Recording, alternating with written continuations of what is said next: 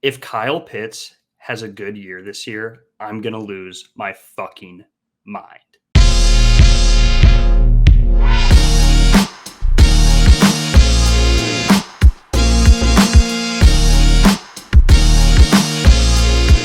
Welcome back to the podcast, ladies and gentlemen. It's been a long 7 months, probably even longer since we talked, maybe 8. But as you can see, I've got the sweatshirt on. The temperatures are dropping, and that can only mean one thing. Fantasy football is back, baby. Couldn't be more excited to start the season. We've got a lot to go through. Obviously, my inaugural pod of the season has to be draft grade. So I'm going to be going through each of the teams that we drafted Tuesday night. Just got done with the auction draft. Couldn't be more excited to bring that to you guys. Did want to go through a little bit of housekeeping before we get into the draft grades. A lot of action going on this offseason. Rule changes. The GroupMe was blowing up. People were pissed. A lot of polls, way too many polls. Josh, we got to bring the polls down. It's just too much. We can talk about that later, though. But wanted to run through some of the rule changes with you guys this year. So kickers are out. New flex spot is in. It's going to change the dynamic of the league. Definitely. We obviously have a 12-man league. Players are hard to come by. Now we're starting an extra skill position player every week. So it's going to be rough for everyone. I don't think anyone has a clear-cut advantage because of this new rule change. But I know people really enjoyed kickers. Jared, Young Hui, unfortunately cannot be on the team this year. So we're going to have to deal with it. We're going to have to roll with the punches. But I think we're going to do well. As I said, kickers out, new flex spot in, fantasy fees paid. Before we get into the draft grades, did just want to mention, going to be doing some different things with the pod this year. Obviously, it was pretty much all audio last year, and I'm going to mess around with a little video this year. Obviously, have the screen share on. I think it's a little more interactive, and I know people were asking for it last year. So let me know if you enjoy this type of content, and I'm happy to switch it up for the viewers. However you want to see this podcast grow, because obviously, I do it for you, a little bit for me too. But so we're going to start off right here with Zach Schneider. Zach, unfortunately, had a rough finish last year. Ended up in 12th and last place. Was the recipient of the Wing Challenge Award. He handled it like a champ, did the Hot Ones interview, and, had a lot of fun doing that with him, and he was a good sport about it. But new year, and he's trying to get back to the top of the leaderboard. So let's run through his draft this year, and I'm not going to lie, it wasn't great. He spent a lot of his money really, really early. So he was sitting around for a little bit. I think right off the bat, he got Travis Kelce for $43. Don't hate it. I think it was good value. Obviously, Travis Kelce has that hyperextended knee, so we don't know what that means if he is playing tonight. Doesn't sound like he is. But what that's going to mean going forward. So he does have a couple backups in the tight end position with Tyler Higbee and Taysom Hill. Taysom Hill, kind of that Swiss Army knife of a tight end, quarterback, running back, wide receiver, everything. But overall, this team just doesn't have any depth. You'll see at the end of the draft. I mean, he went, how many is that? 8 straight $1 players. Just didn't have a lot of options to bid on anyone with the $200 budget. Does have Josh Jacobs. I know Josh Jacobs was RB1 last year. Can he repeat that performance? He had a little bit of issues with the Las Vegas Raiders in the offseason. Hopefully that's resolved for him, but to be determined. I also don't love the AJ Brown, DeAndre Swift combo. DeAndre Swift in the Philly running back game, kind of running back by committee, it seems like. Not sure if he's going to be the ultimate starter. He's got the talent to be, but uh, don't love that he has the wide receiver and RB from Philly. Think they can be stealing some touchdowns away from each other. Um, George Pickens, apologies. He could be good. I just don't think anyone on this team really scares you too much besides Kelsey and obviously Allen, good quarterback. He also picked up Kareem Hunt, who's not on the team. So not sure exactly what he's doing with that. So Schneider, unfortunately, had to give you the C- report card. A lot to be desired with your draft, but who knows? That's what I'm going to say with everyone. Who fucking knows? Moving on to Mr. Sam Elliott. Sam Elliott has gotten last place a couple of times in this league. Was just on the fringe of making the playoffs last year, finishing in 7th place. We did revert back to the beer mile for the punishment this year. So maybe he's due. Maybe he likes to do it. I don't know. Looking at his team though, Trevor Lawrence at $12. I love that. Got really good value for that pick. Here's the thing with Sam's team. He has Jonathan Taylor. He has Cooper Kupp. We know Cooper Kupp is out week 1. We know Jonathan Taylor is on the PUP list. So he's out 4 weeks. Is this team going to be strong enough early enough to contend later on with these guys? Jonathan Taylor might not play for the entire season. So really interesting how this team is going to play out. I like Christian Watson. I think he's got solid receivers. Schultz never mind. Schultz plays for Houston now. Thought he was on the Cowboys. He's not going to be good. It really depends on those two guys. If this team is going to be able to do anything later in the year. For Sam, I gave him a final report card of a B. And that one, we're just going to have to wait and see. Think this team could be really good if all players are firing. Could be bad though. We're gonna have to wait and see on that one. Jeffrey Osborne coming in 3rd. Last year he finished 6th of 12. He was, I think, the second to last person to make the playoffs, but losing in that first game. You know how I said Schneider spent all of his money pretty early and was sitting around? Jeff spent all of his money within 2.5 minutes of the draft. This guy got Christian McCaffrey, Saquon Barkley, and Justin Jefferson, I think, within the first 8 picks. So he was doing a lot of sitting around. And as you can see with the rest of his money spent, a lot of $1 players, not a lot of depth. His best player outside of those 3 is Alvin Kamara, who's going to be out for the first 4 games. So here's the deal. Those 3 guys are capable of winning you matchups week in and week out.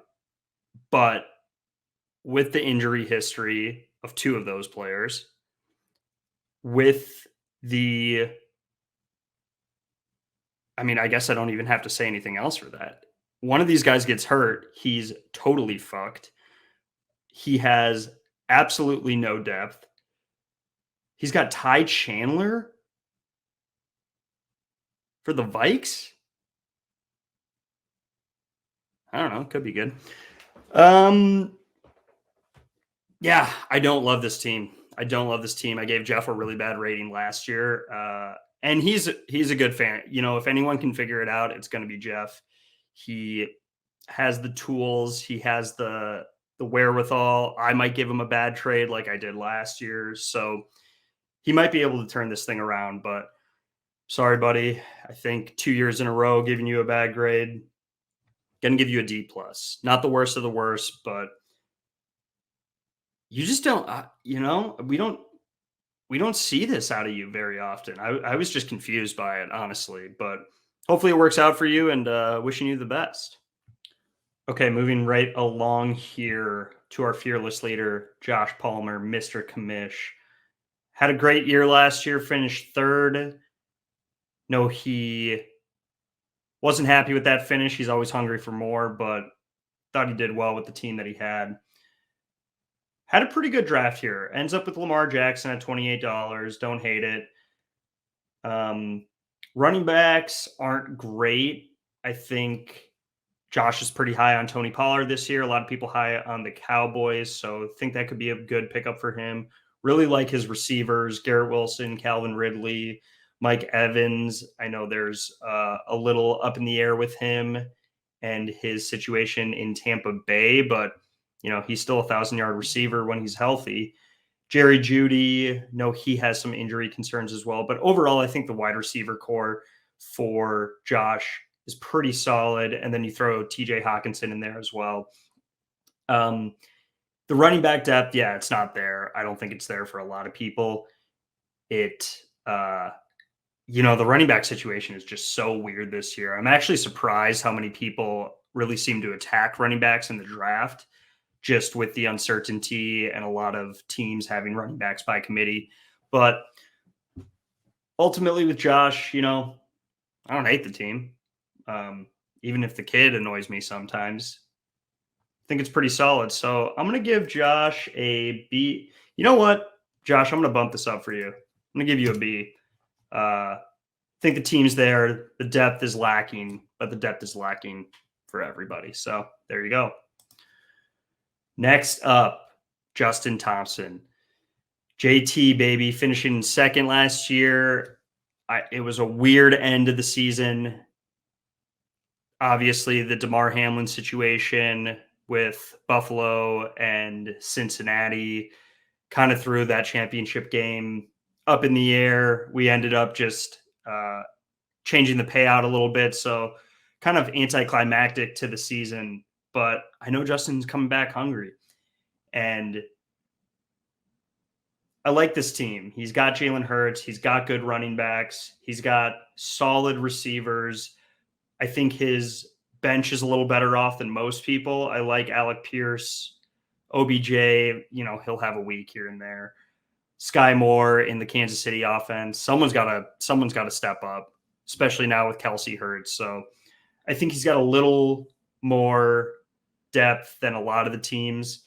And I would have liked to see him go a little more. I know AJ Brown went for a lot. I think he went for like $43 or something, which maybe dissuaded Justin from going for him, but would have liked to see a Philly QB wide receiver pick up for him, especially with how much he spent on Jalen Hurts.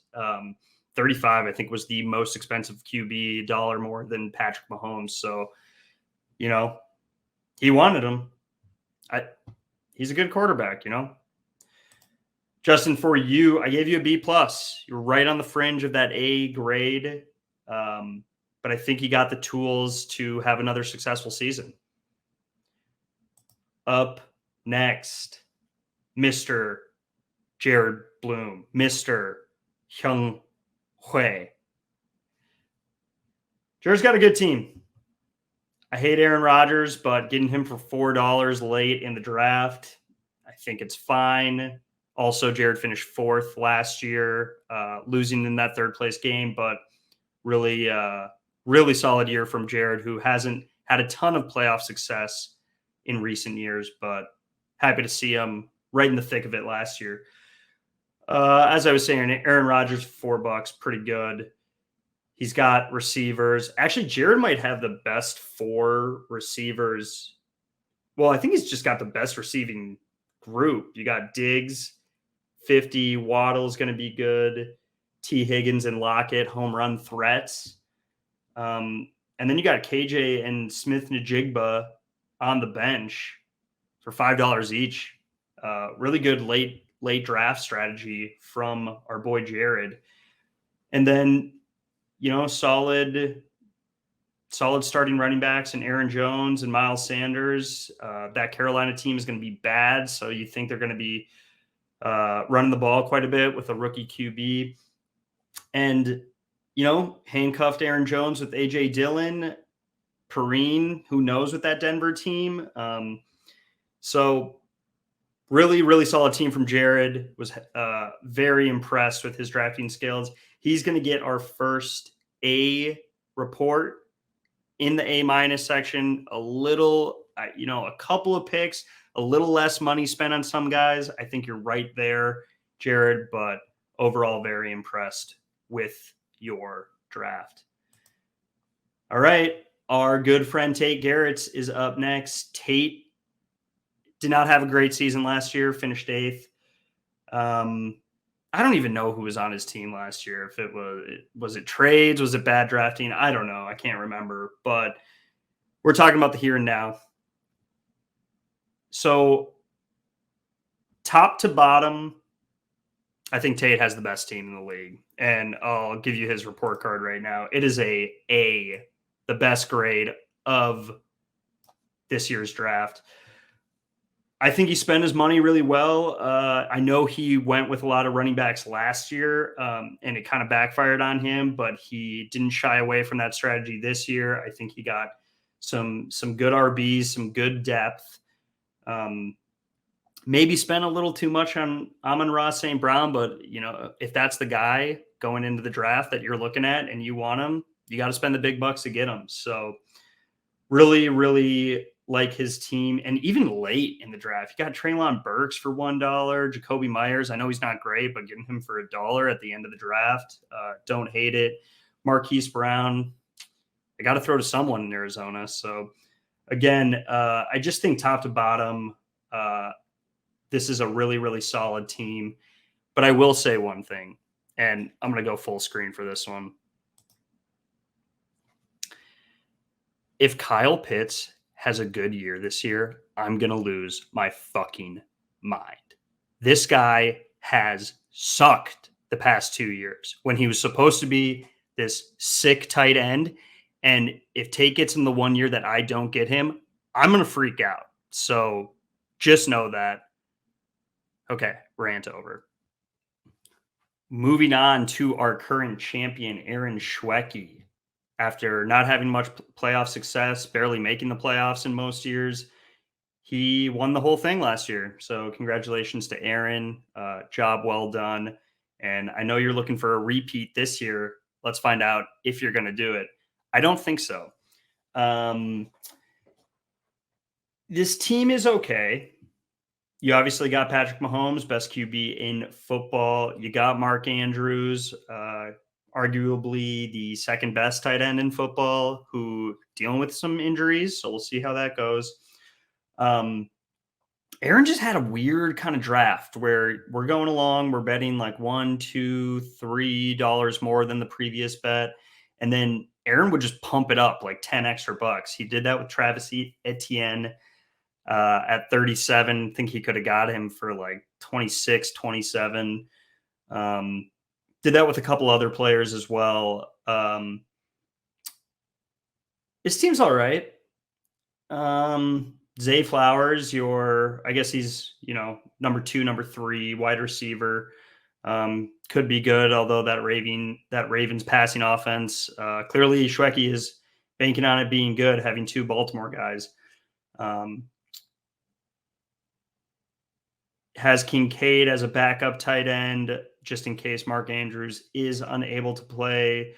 Cordero Patterson at $1 could be good. Obviously, I hope he's not good because, as we'll discuss, I have Bijan. But, who knows in that offense? He still might get touches, still might get some goal line action. So I think it could be good.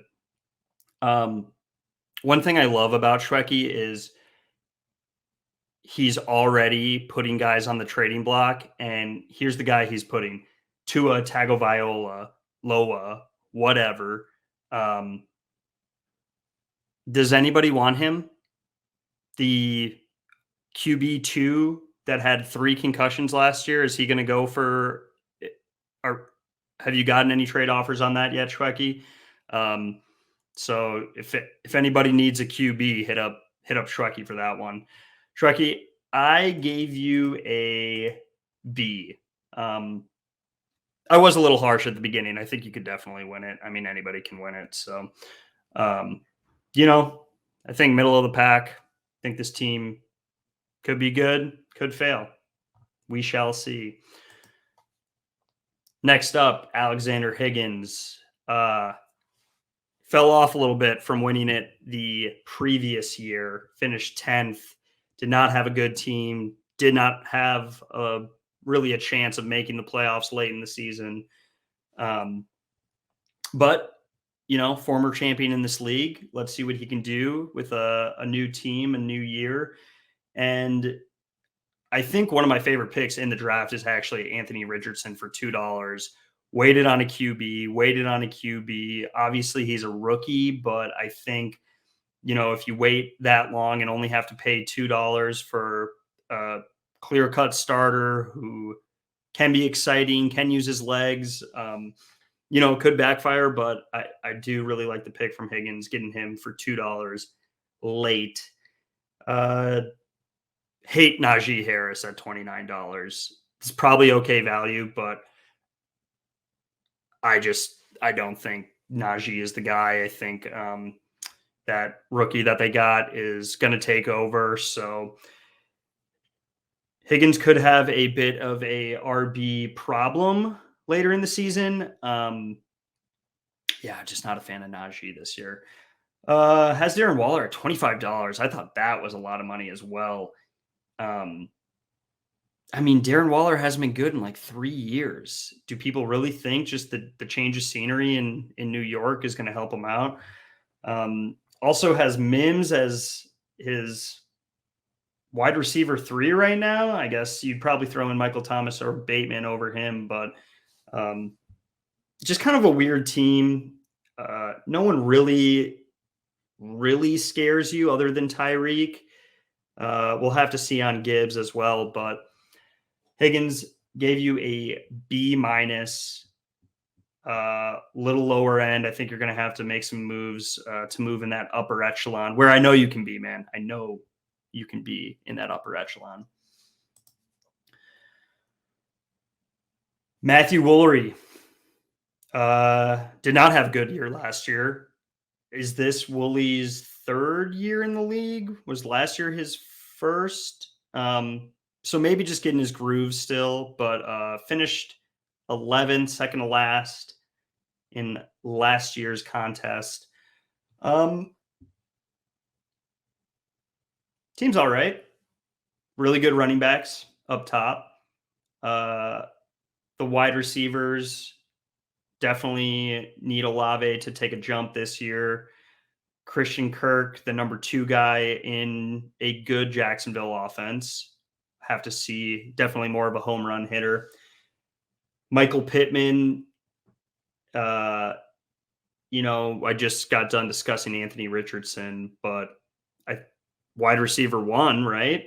In Indianapolis, they got to throw to someone, especially with Jonathan Taylor out too. So there's upside for this team for sure. Justin Fields obviously can get you a 70-yard rushing touchdown, it seems like, every other week. So this team could be fun. I love the report on Juju Smith-Schuster that his knee could explode at any minute. What does that mean? But $2, whatever. You're going to pick him up. He's been successful in this league. So again, kind of a middle of the pack team. Lower end, actually, I guess is where I put you. I gave you a C+ on the final report card, Wooly. You're going to make some noise in this league at some point. I think you need to change up the team to make noise this year. Now, a guy who has made plenty of noise in this league, Mr. Sam Nodler, a 2-time winner. He is he a 2-time winner or is he a 1-time winner? 2-time winner, I'm pretty sure. Nods, regardless of the rating I gave you, I forgot what I gave you. But you're a champion in this league. You know what you're doing, so I wouldn't worry too much about what I have to say about you. Running backs aren't great. Wide receivers are are great, I would say. You got Jamar, $63. I think he was the second highest wide receiver behind JJ. CD Lamb discussed a little bit how people think that Dallas offense is going to be explosive this year. And McLaurin at $13, top option in Washington. So I will say that Warren for Pittsburgh, as I mentioned, I hate Najee Harris. This could be a steal of the draft, getting him for $6 if he ends up taking over the duties as the Pittsburgh running back. But, you know, Nods, I feel like you're normally the top drafter. So just compared to years past, little disappointed, but ended up giving you a B minus. That kind of puts you right in the middle of the pack. And I think, I don't know, you got what it takes. You'll figure it out. Last but not least, an unbiased opinion on my team. My team is old. I got Brandon Cooks, Adam Thielen, feels like Tyler Boyd. I don't know what his age is, but feels like he's been in the league forever. Devontae Adams, Joe Mixon. Just got some old guys who, if you've been playing fantasy for a while, I feel like those names have been around forever. Did a little name recognition in this draft. We'll see how it pays off for me. Obviously, going into the draft, really want to Bijan Robinson. I am the rookie running back guy. So wanted to take him for $43. Thought it was decent value. Kind of have a weird Joe Burrow, Joe Mixon connection. I know Mixon isn't, a super pass heavy running back, but maybe could see some points there. I think the Bengals are good enough where they shouldn't offset each other too much, but we'll have to wait and see. Definitely spent a little more than I should have for Addison. One thing I forgot to mention in all of this is we have also switched to the keeper league. So anybody you drafted $30 or below, you get to keep next year. You get to keep two of them for $5 than what you originally paid. My team is not very set up for that. I think Addison is kind of the only guy that I would do, and getting him at $18 next year isn't great. What am I going to do? Get Adam Thielen next year for $8? Algier, who $4 at the end of the draft, probably not the best, but I spent a lot of money on Bijan and just wanted to make sure that was handcuffed. Anywho, back to my original point, Algier, if he maybe gets on another team next year, he's young, he's a good running back. Maybe I would keep him for $9, but didn't really set myself up well for that. But I like my team. I think I got decent depth, not really at the running back position, but I have 3 legitimate starters. So if I need to, somebody's hurt, somebody's on bye, I can swap them out and throw in one of those wide receivers into the flex. I kind of brushed over my last year finish. It was bad. I had a really bad team. I was lucky to get 9th. Need a turnaround this year. This is all I have. This is all I fucking have. Fantasy football. Need it. Gave myself a B+. Unbiased opinion. Deal with it. All right, everyone, that was your 2023 draft grades. I hope everyone enjoyed the process. I think we got some good teams this year. I don't think anyone had a terrible draft. Don't think anyone had an amazing draft. We're 2 years into this auction thing. It's a learning process. It's a learning curve. I think we're getting better at it as we go through it. But I'm glad that we're going through it together. Hope everyone enjoyed the pod. Hope you liked the video component of it. I'm going to clean up this room for the next one. Just wanted to show you guys my interests: golfing, biking, guitar, whatever. Kind of a man of many talents. As always, if you enjoyed, like and subscribe, and we will catch you in the next one. All right. Peace.